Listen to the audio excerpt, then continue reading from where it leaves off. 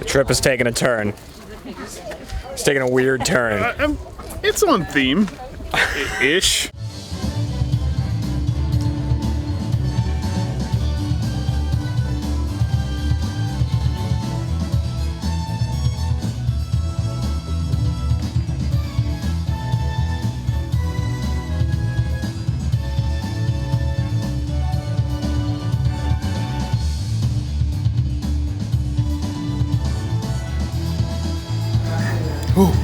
I know.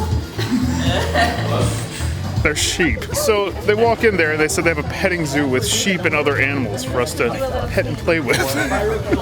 This thing wants to huck a loogie right in my face, and I know it does. All the things that would give you butterflies in Spyro.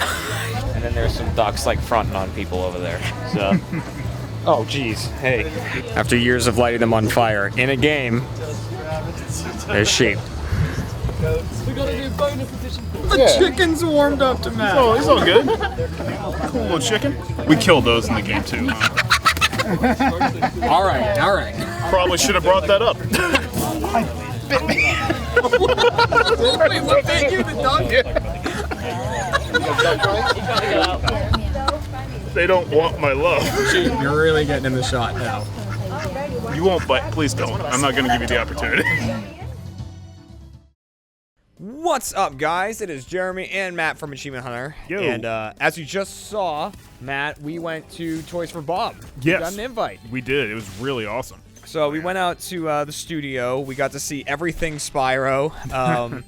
We actually saw a lot of presentations from a lot of different people that we weren't allowed to film. We were allowed to record audio, but I thought you guys wouldn't really enjoy that with, you know, just images in the background and stuff like that. Yeah, it just makes more sense for us to Right, we're talk trying to keep about it fun. Yeah. Trying to keep it moving along and stuff like that. I mean, it was fun for us because Yeah. we absolutely love Spyro and everything about it. It's super interesting. And what you're seeing right now is Dino Mines from Spyro Year of the Dragon. We got a chance to play that. Both Matt and myself. This is me playing right now, which is why you'll see the camera kind of doing weird things. But I'll get into that in a second. You'll see what I do. You have a specific play style. That Right, I couldn't do it.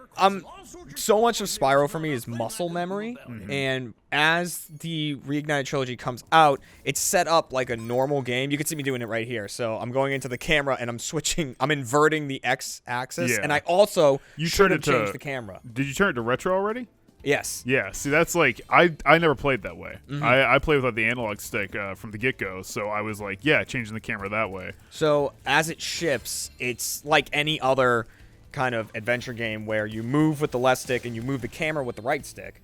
But I personally don't like that because you charge and flame with square and circle, so like you have to move the camera. So if you want to play just like it was on the PS1, you change the controls to retro, which gives the triggers the camera options. You invert the X-axis, and you should change the camera to active. I didn't do that. So the camera's on passive, so I have to move the camera every single time. But if it's on active, it gotcha. moves See, I didn't forward. even think about that. So let's go over the trip a bit. Yeah. We got to see presentations from 4 different people. The first guy was Paul, who's one of the producers on the game.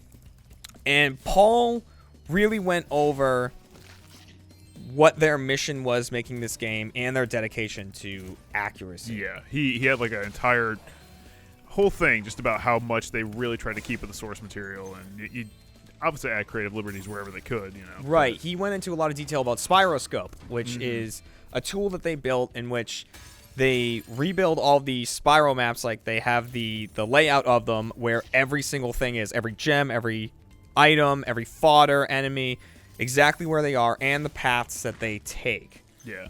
I couldn't believe, like, I asked him how long it took to make it, and he said, like, about a month. Like, one engineer. I'm like, that's insane when you really stop and think, like. It's crazy how much work went into it. Yeah. Like, but it's a great tool for making sure that everything is in the exact same place. The only thing that's different is because of how old the game is, obviously, the lines are really kind of janky, like paths that people took, so they kind of smooth those out so it fit the geometry. Well, that's like something to make it look better. You know, with like the HD upping, that's absolutely a thing that needs to happen for even movement paths. Right. You know.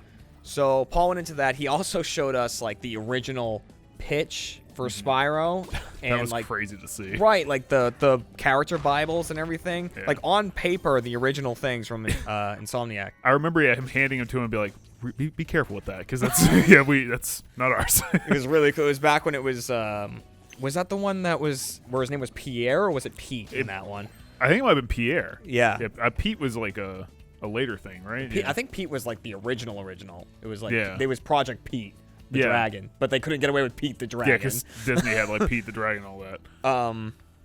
So He looks so different in that original art too. Like he was like kind of bipedal and a little bit Yeah. bigger. Yeah, it was crazy. he looked bigger and meaner and everything like that. And they read us the original story about him like being a conniving little thing or something. Also, it was supposed to be like a shooter, right?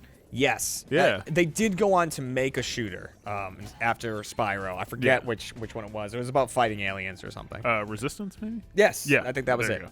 you So anyways, you might notice too, underwater, this was my first time swimming in the Reignited Trilogy yet, because I hadn't played Idle Springs as of this point, but you have a little bit of inertia. You'll see me do it every now and again. When I stop, I slide kind of a little further. So that's something that kind of got added there. And it feels a little more floaty underwater. I think you might have been talking about like when you hit something in a specific way underwater, you move a little bit away from it, right? Yeah, I noticed that when I was playing too, and I think it's actually a pretty good addition. I don't know if it was ever in anything before, but Yeah. Yeah. So this is me having trouble. It's definitely because I don't have the camera set right. That's why I was like having so much trouble with that, and this guy blasts me.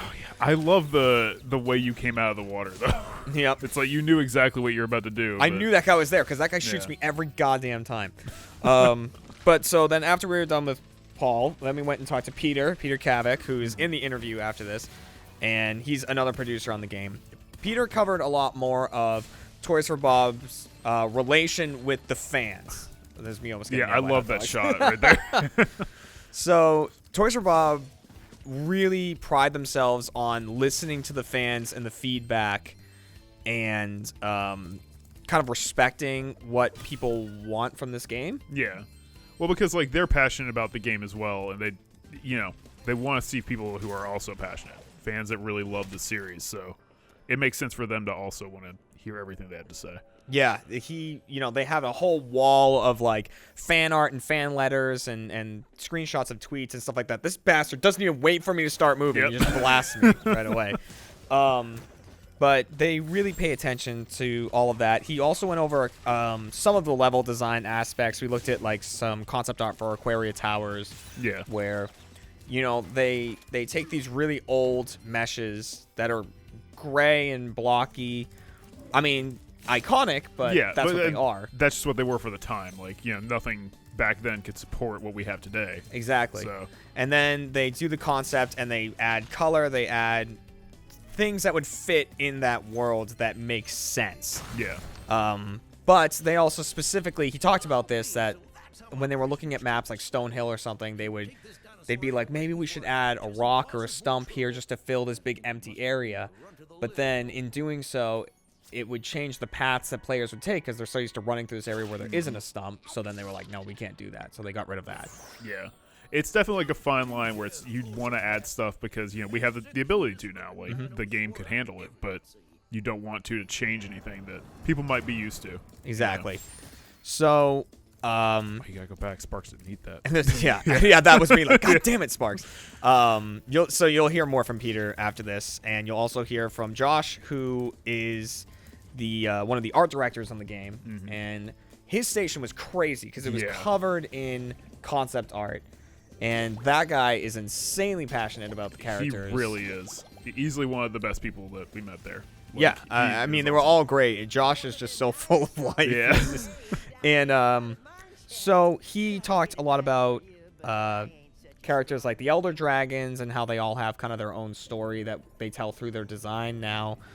And little things that they added to the characters to make them have more of a story. Like Nasty Nork has a bunch of dragon scars on him. like he's had a feud with dragons you just never knew about, Oh, that was, that was really you were close. close right there. And we even got a chance to see a lot of his work. He was really open to show us anything that we wanted to see. He showed us the models for like Metalhead and the Sorceress we saw in a cutscene. There's so many good-looking models. He showed us Like- things that we really wanted to see, like the end of Magma Cone Yeah. with the murder, like he shoves the guy in the lava, and just a lot of things he was open to let us see. And the animations in this game are crazy. Like, you've seen these rabbit characters we're talking to, the deputies and everything, the sheriffs. They all look different. They're not the same model. They have the little different attributes to them. And that's the same for a ton of things in the game, even like, the fodder. Yeah. Yeah. Exactly. It's crazy that something that's that insignificant, kind of, has got that much detail to it. Yeah. But it makes sense, too, where it's like they are such a part of the world. You see them all the time. So. Yeah, they were essentially just like health icons. Yeah. I think I bring that up in the interview after this. They were just kind of like health icons at the time. Here's Agent 9. His movement and play was cleaned up a little bit, so it's not as wonky as it was in the originals. It felt a lot better than Yeah. Yeah. And you can aim with the stick, which I'm sure you could do before, but I've never played with the analog stick, Spyro. I don't know if you could back then. Yeah, I don't know if you could. That's why, like, you'll see my cursor really flicks around. Yeah. It's because I'm using Oh, directionals. in this section, you definitely could aim with. I meant like while you're just walking around. No, I don't Like, think you could. yeah. Yeah. So that's why it's so twitchy right now. But also, I mean, the most important thing that Josh pointed out to us was that the Norks in the Peacekeeper homeworld still moon you. I don't know if we were supposed to see that or not, but we saw it, so that's cool. That stayed in the game. Well, and that's also like, just talking about those Norks in particular. The design on all the enemies is so crazy. Where like the cannon guys, they have like a little fire thing on their head, and they light the fire with it and light the cannon with that. And I'm like, that's an insane amount of detail for their design. It's That's crazy. Something you would never think of. Every single character has had a lot of thought put into it. You can see even the world around here. Like, there's the wanted posters of all the other characters in Spyro 3, and it's just kind of cool little tidbits that they got to add in to give a little more story.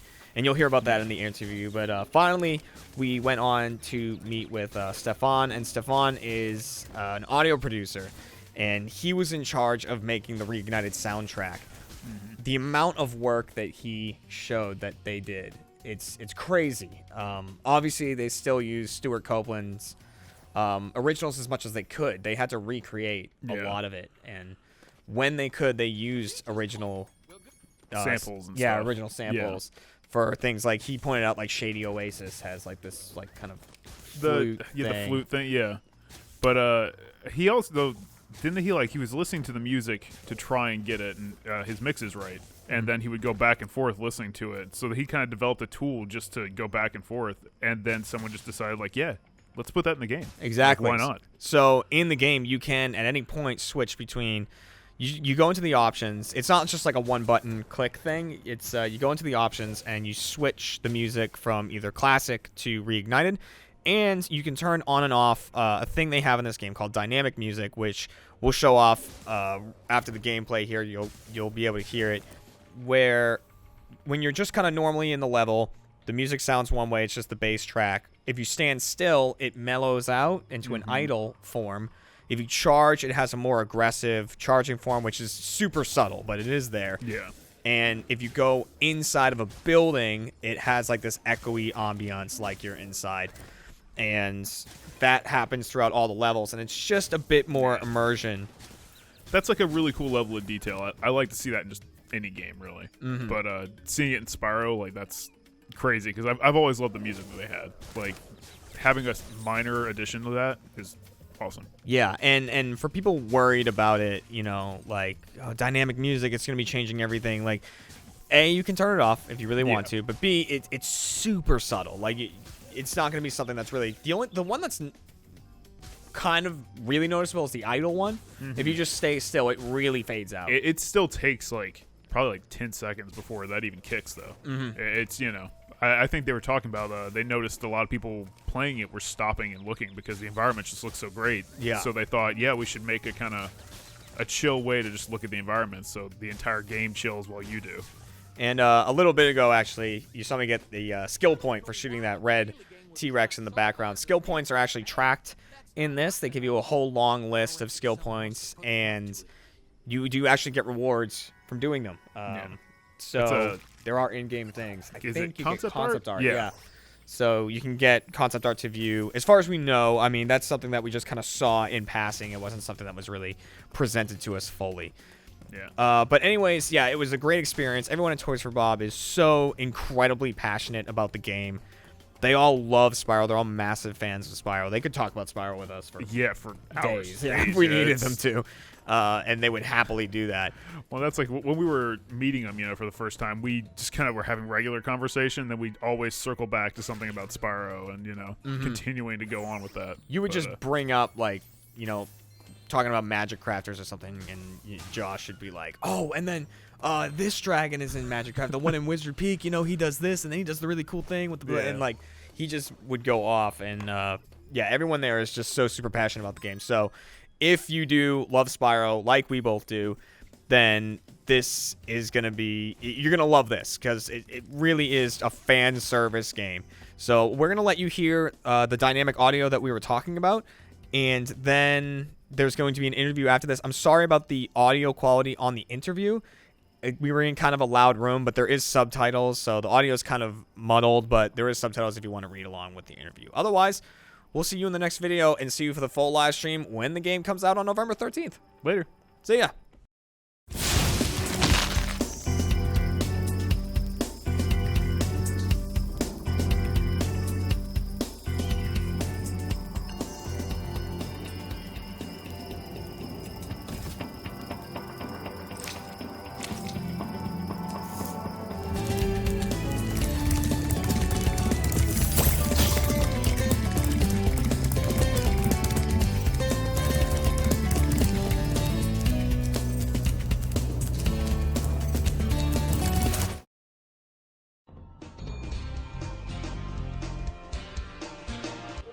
Hi, I'm Peter Kavik, Senior Producer at Toys for Bob.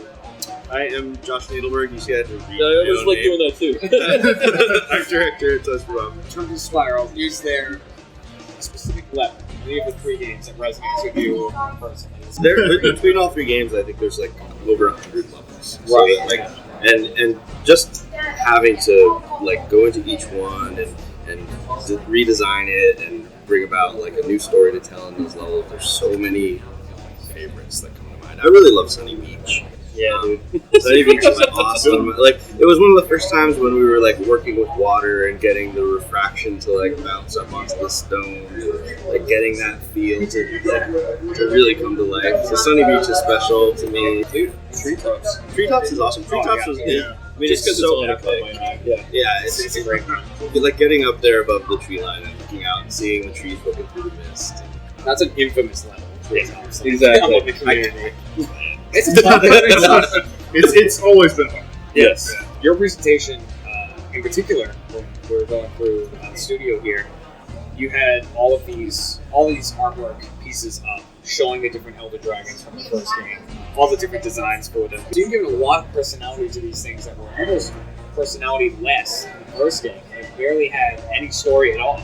Well, I mean, I think in terms of the visuals that they were able to create 20 years ago when they made the game, they weren't allowed to like tell a lot of stories with the character designs. But I think over time, people have really come to think of all of these dragons as characters. Nestor is really different from Bubba. Yes. And back in the day, that was like primarily their voice actor bringing that. And now we've taken the opportunity to go in and like visually create a lot of variety and add a lot of character to their design, so that when you see them, everyone feels totally unique and like a real dragon in this world that Spyro lives in. In terms of main characters, enemies, dragons, fodder, I mean, how many different characters are there? Well, there's 80 dragons off the top of my head, at least. I think there's like 120 baby dragons. Between fodder, NPCs, and everything, I think it's probably in the 700 range.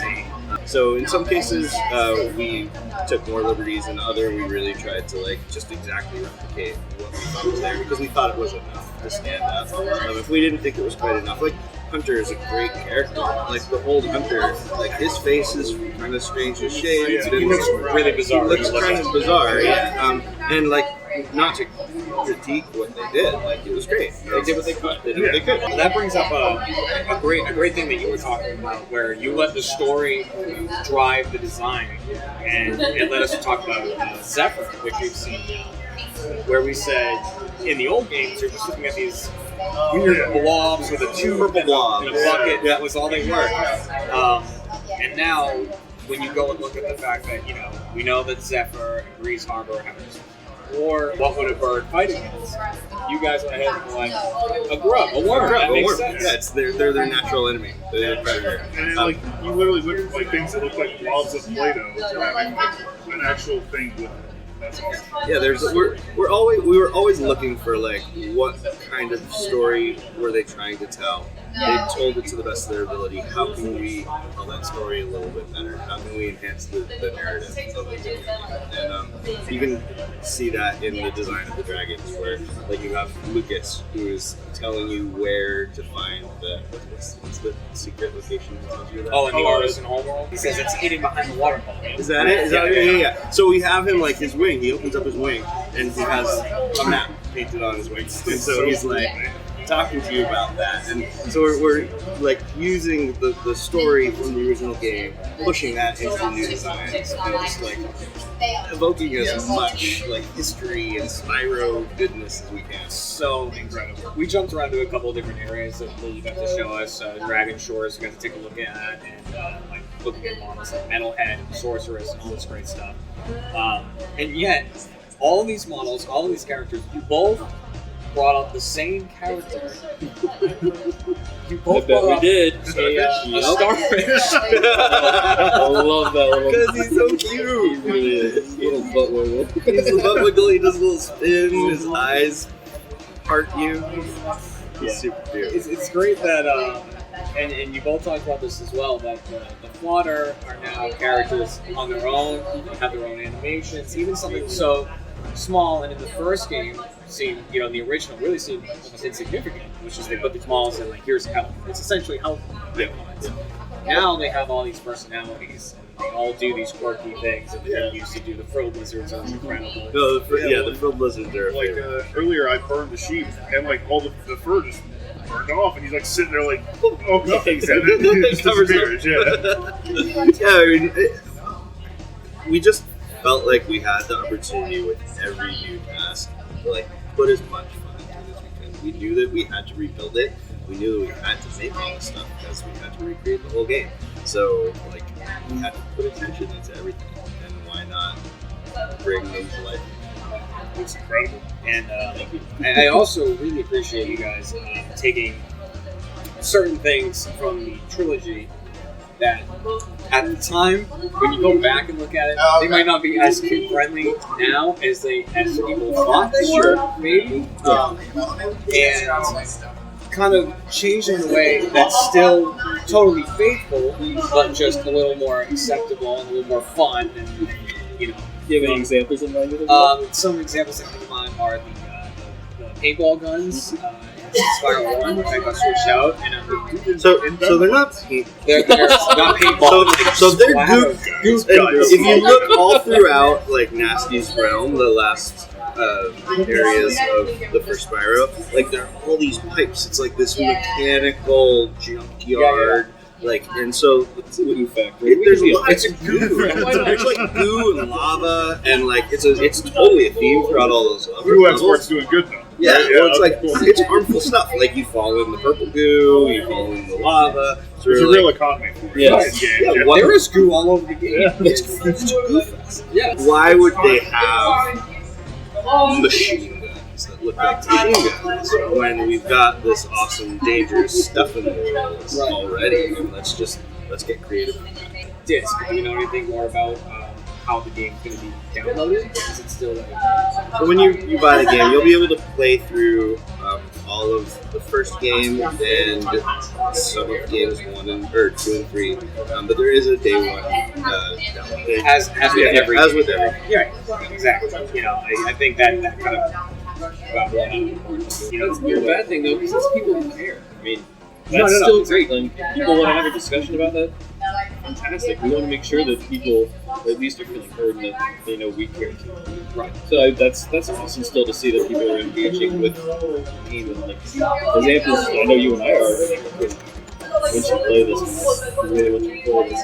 Right, and there was the release delay a little while ago, so moved it to November 13th. I know a lot of people thought that was because like, maybe they're trying to put this game in a different package, but no, I mean it's really coming down to making these worlds refined. And, Yeah, I mean, I think Activision saw how much love and passion we were putting into it, and they thought that like giving us a little extra time would really help us polish things for the fans.